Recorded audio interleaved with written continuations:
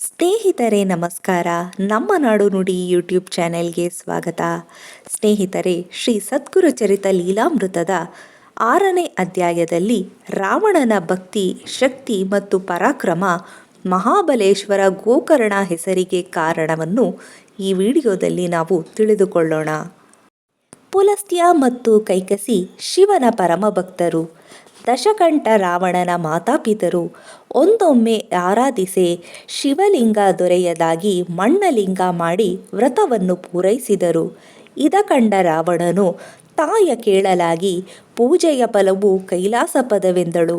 ಶಂಕರನ ಸಹಿತ ಕೈಲಾಸ ತಂದಿರಿಸುವೆನೆಂದು ಮಾತೆಗೆ ಮಾತಿತ್ತು.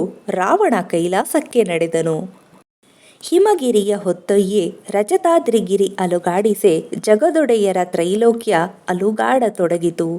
ಶಿವನು ಕಿರುಬೆರಳುತ್ತೆ ಪರ್ವತದ ಅಡಿಯಲ್ಲಿ ರಾವಣನು ಸಿಲುಕಿ ಶಿವ ಶಿವ ಎಂದನು.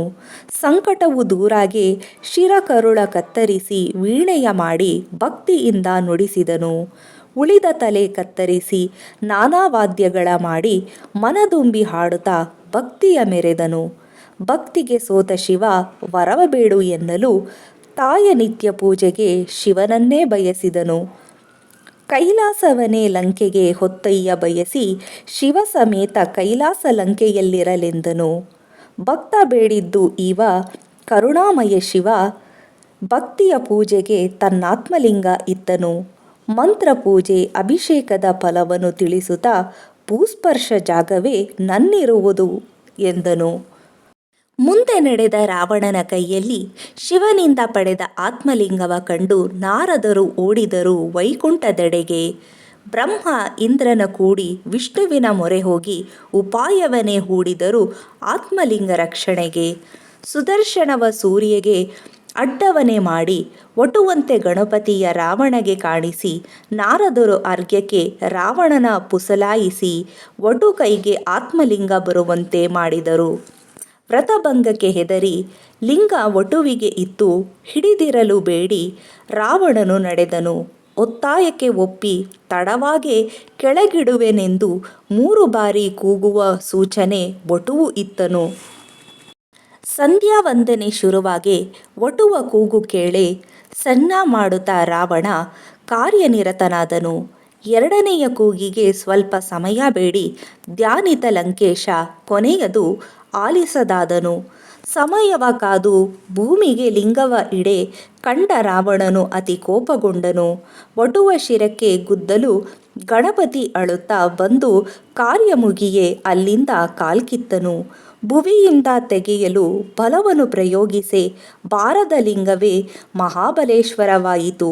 ದಶಕಂಠನು ಮುಷ್ಟಿಯಿಂದ ಬಲವಾಗಿ ತಿರುಚಲು ಆಕಳ ಕಿವಿ ಆಕಾರವಾಗಿ ಗೋಕರ್ಣವಾಯಿತು. ಶ್ರೀ ಸದ್ಗುರು ಚರಿತ ಲೀಲಾಮೃತದ 6ನೇ ಅಧ್ಯಾಯ ಸಂಪೂರ್ಣ. ಅಧ್ಯಾಯ 7 ಗೋಕರ್ಣ ಮಹಿಮೆ. ರಾಜ ಮಿತ್ರಸಹನಿಗೆ ಶಾಪ ವಿಮುಕ್ತಿ. ಮಿತ್ರಸಹ ರಾಜನು ನಿಷ್ಠೆಯಲ್ಲಿದ್ದು ಬೇಟೆಯಾಡುವಾಗ ದೈತ್ಯನ ಕೊಂದನು. ದೈತ್ಯ ಸಾಯುವಾಗ ತಮ್ಮ ಬಲಿಯನ್ನು ಕರೆದು ಸೇಡು ತೀರಿಸಿಕೊಳ್ಳೋ ಭಾಷೆ ತೆಗೆದುಕೊಂಡನು. ಮಾಯಾವಿ ಬಲಿಯು ಕೊಟ್ಟ ಮಾತುಳಿಸಿ ವಿಧೇಯ ಸೇವಕನಾಗಿ ರಾಜನಲ್ಲಿ ಸೇರಿದನು. ಸೇಡಿಗಾಗಿ ಕಾದಿರಲು ತಂದೆ ಶ್ರಾದ್ದ ಬಂದಿರಲು ಅಡುಗೆಗೆ ನರಮಾಂಸ ಗೊತ್ತಾಗದಂತೆ ಬೆರೆಸಿದನು. ಶ್ರಾದ್ದ ಕಾರ್ಯ ಮುಗಿಯೇ ಆಹಾರ ಎಲೆಗೆ ಬಡಿಸಿರೆ ಜ್ಞಾನಿ ವಸಿಷ್ಠರು ಅರಿತರು. ನಿಷಿದ್ಧದ ಅಡುಗೆಗೆ ಕೋಪದಿ ಶಾಪ ಕೊಡೆ ಬ್ರಹ್ಮ ರಾಕ್ಷಸನಾಗೆಂದು ರಾಜನೂ ಮುನಿದು ಶಾಪಕ್ಕೆ ತೊಡಗಿದನು. ಕೋಪದ ಮಿತ್ರಸಹನನ್ನು ಸತಿ ಮದಯಂತಿ ತಡೆಯಲು ಮಂತ್ರಿತ ನೀರು ಕೈಬಿಡೆ ರಾಜಪಾದಕ್ಕೆ ಬಿದ್ದಿತು. ಕಲ್ಮಷಪಾದನೆಂಬ ಬ್ರಹ್ಮರಾಕ್ಷಸನಾಗೆ ಮದಯಂತಿ ಎರಗಿದಳು ವಸಿಷ್ಠರ ಪಾದಕ್ಕೆ.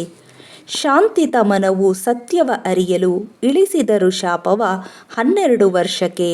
ಅವಧಿ ಮುಗಿಯಲು ರಾಜನಾಗಿ ಉಳಿಯುವನೆಂದು ಹರಸಿ ಸಾಧ್ವಿಯ ಮುನಿಯು ನಡೆದರು. ರಾಕ್ಷಸನಾದ ರಾಜ ಅಡವಿಯಲ್ಲಿ ಇರಲು ಬ್ರಾಹ್ಮಣ ದಂಪತಿಯ ಒಂದೊಮ್ಮೆ ಕಂಡನು. ಸತಿ ಮಾತೆ ಲೆಕ್ಕಿಸದೆ ಪತಿಯನ್ನು ಭಕ್ಷಿಸಿರೆ ಶಾಪ ಈಯುತ ಸಾಧ್ವಿ ಸಹಗಮನ ಮಾಡಿದಳು.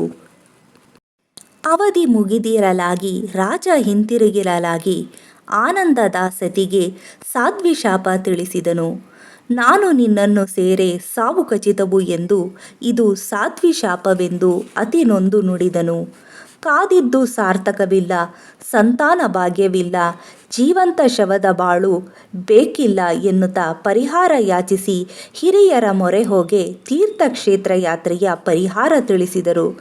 ಕ್ಷೇತ್ರ ತಿರುಗಿ ಸ್ನಾನ ಪೂಜೆ ಮಾಡಿರಲು ಬೆಂಬಿಡದ ಶಾಪವ ಮನೆಗೆ ಭಾಸವಾಗುತ್ತಿತ್ತು. ಚಿಂತಿತ ಮನಗಳು ಮಿಥಿಲೆಗೆ ಬರಲು ಕಂಡರು ಗೌತಮರು ಸಹ ಋಷಿಗಳೊಂದಿಗೆ. ಪಾದಕ್ಕೆ ಎರಗಿ ಪರಿಹಾರ ಬೇಡಿರೆ ಈಶನ ನಂಬಿ ಗೋಕರ್ಣಕ್ಕೆ ಹೋಗೆಂದರು.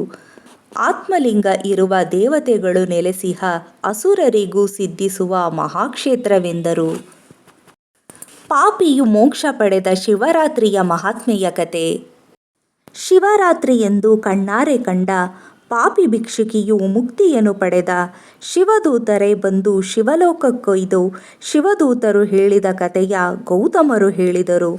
ಹಿಂದೆ ಜನಿಸಿದ್ದಳು ಬ್ರಾಹ್ಮಣ ಕುಟುಂಬದಲ್ಲಿ. ಯೌವನಕ್ಕೂ ಮುನ್ನ ವಿಧವೆಯಾಗಿ ಸೌದಾಮಿನಿ ಚಿತ್ತ ಚಂಚಲಕ್ಕೆ ಜಾರ ಕರ್ಮಕ್ಕೆ ಜಾರಿ ಹೆತ್ತವರಿಗೆ ಬೇಡವಾಗಿ ಮನೆಯ ತೊರೆದಿದ್ದಳು. ಕಡಿವಾಣ ಇಲ್ಲದೆ ವ್ಯಭಿಚಾರಿ ವೃತ್ತಿಯಾಗಿ ಬಾಣಜಿಗ ಬಾಳಲ್ಲಿ ಸಂಗಾತಿ ಆದನು. ಮುಂದೆ ಶೂದ್ರನಿಗೆ ಸತಿಯಾಗಿ ಬಾಳುತ್ತಾ ಮಾಂಸ ಮದ್ಯಗಳ ಅಡಿಯಾಳು ಆದಳು. ನಶೆಯಲ್ಲಿ ಕುರಿಯೆಂದು ಕರುವನ್ನು ಕತ್ತರಿಸಿ ತಿಂದು ತೇಗಿದ್ದಳು ವಿಪ್ರ ಸೌದಾಮಿನಿ. ಗೋಹತ್ಯೆ ಭಯದಲ್ಲಿ ಶಿವ ಎನ್ನುತ್ತಾ ಮುಂದೊಮ್ಮೆ ಬದುಕಿಗೆ ಕೊನೆಯುಸಿರೆಳೆದಳು. ನರಕದಲ್ಲಿ ನರಳಾಡಿ ಮತ್ತೊಮ್ಮೆ ಜನಿಸಿ ಬೆಳೆದಳು ಕುರುಡಿಯಾಗಿ ಹೆತ್ತವರಿಗೆ ಹೊರೆಯಾಗಿ. ಹುಟ್ಟು ಕುರೂಪಿಯಾಗಿ ರೋಗದ ಜೊತೆಯಾಗಿ ಒಂಟಿಯಾಗಿ ತಾನಾಗಿ ಜೀವನ ಸವೆಸಿದಳು. ಶಿವರಾತ್ರಿ ಬಂದಿರಲು ಜನರು ನಡೆದಿರಲು ಭಕ್ತರ ಮಾತುನನುಸರಿಸಿ ನಡೆದಳು ಭಿಕ್ಷೆ ಯಾಚಿಸಿ. ಹಿಡಿ ಅನ್ನ ಸಿಗದಾಗಿ ಹೆಜ್ಜೆ ಇಡುತ್ತಲಾಗಿ ತನಗರಿವಿಲ್ಲದೆಯೇ ಗೋಕರ್ಣ ಸೇರಿದಳು. ಭಿಕ್ಷೆಗೆ ಗೋಗರೆಯೇ ಭಕ್ತರು ಬಿಲ್ವ ಇತ್ತರೆ ಹಸಿವನೀಗದ ಸೊಪ್ಪ ಎಸೆದಳು ದೂರಕ್ಕೆ. ಕಾಣದ ಶಿವಲಿಂಗಕ್ಕೆ ಪುಣ್ಯ ಕಾಲದಿ ಬೀಳೆ ಪಾಪ ಕಳೆದಿತ್ತು, ಮುಕ್ತಿ ಲಭಿಸಿತ್ತು. ನೊಂದಿದ್ದ ಜೀವವು ನಿದ್ರೆಗೆ ಜಾರಿ ಸೂರ್ಯನ ತಾಪಕ್ಕೆ ಹಸಿವು ಎಚ್ಚರಿಸಿತು. ಪೂಜೆಯ ಮುಗಿಸಿ ನಾನಲ್ಲಿ ಕೂತಿರಲು ನಾಕೆಜ್ಜೆ ಇಡಲು ನಿತ್ರಾಣಳಾಗಿ ಕುಸಿದಳೆಂದಳು ಗೌತಮರು. ಕಾಯುತ್ತಿದ್ದ ಉಸಿರು ದೇಹದಿಂದ ಹೊರಹೋಗೆ ಒಡನೆ ಬಂದು ನಿಂತರು ನಾಲ್ವರು ತೇಜಸ್ವಿಗಳು. ಯಾರೆಂದು ಕೇಳಲು ಶಿವದೂತರೆಂದರು. ಬಂದ ಕಾರಣವು ಅವಳನ್ನು ಕೈಲಾಸಕ್ಕೆ ಒಯ್ಯಲೆಂದರು. ಅಜ್ಞಾನಿ, ಕಡುಪಾಪಿ, ದುರಾಚಾರಿ ಅವಳೆಂದಿರಲು ಹುಟ್ಟಿಗೆ ಕಾರಣವ ಶಿವರಾತ್ರಿಗೆ ಮುಕ್ತಿಯ ದೂತರು ವಿವರಿಸುತ್ತಾ ತೀರ್ಥ ಪ್ರೋಕ್ಷಿಸಲು ಸುರದ್ರೂಪಿ ಯುವತಿ ಎದ್ದು ನಿಂತಳು. ಕಾಣುತ್ತಿದ್ದಂತೆ ಶಿವದೂತರೊಡನೆ ಪುಷ್ಪಕ ವಿಮಾನ ಏರಿ ಹೊರಟು ಹೋದಳೆಂದು ಗೋಕರ್ಣ ಕ್ಷೇತ್ರದ ಮಹಿಮೆ ಅಪಾರವೆಂದು ಮಹಾಬಲನ ಸೇವೆ ಗೌತಮರು ಮಾಡೆಂದರು. ಸರ್ವ ಪಾಪಗಳು ಕಳೆವುದು ಎಂದಿರಲು ಮಿತ್ರ ಸಹ ನಡೆದನು ಗೋಕರ್ಣ ಕ್ಷೇತ್ರಕ್ಕೆ. ಶಿವನ ಆರಾಧಿಸಿ ಕರ್ಮ ಮುಕ್ತಿಯ ಪಡೆದು ಉದ್ಧಾರ ಹೊಂದಿದನೆಂದು ಸಿದ್ಧರು ವಿವರಿಸಿದರು. ಶ್ರೀ ಸದ್ಗುರು ಚರಿತ ಲೀಲಾಮೃತದ 7ನೇ ಅಧ್ಯಾಯ ಸಂಪೂರ್ಣ. ಸ್ನೇಹಿತರೆ, ಶ್ರೀ ಸದ್ಗುರು ಚರಿತ ಲೀಲಾಮೃತ ಪುಸ್ತಕ ಬೇಕಾಗಿದ್ದಲ್ಲಿ ಡಿಸ್ಕ್ರಿಪ್ಷನ್ನಲ್ಲಿ ಕೊಟ್ಟಿರುವ ದೂರವಾಣಿ ಸಂಖ್ಯೆಯನ್ನು ಸಂಪರ್ಕಿಸಿ. ಸ್ನೇಹಿತರೆ, ನಿಮಗೆ ಈ ವಿಡಿಯೋ ಇಷ್ಟ ಆಗಿದ್ದಲ್ಲಿ ಲೈಕ್ ಮಾಡಿ, ಶೇರ್ ಮಾಡಿ ಮತ್ತು ಕಮೆಂಟ್ ಮಾಡಿ. ನಮಸ್ಕಾರ.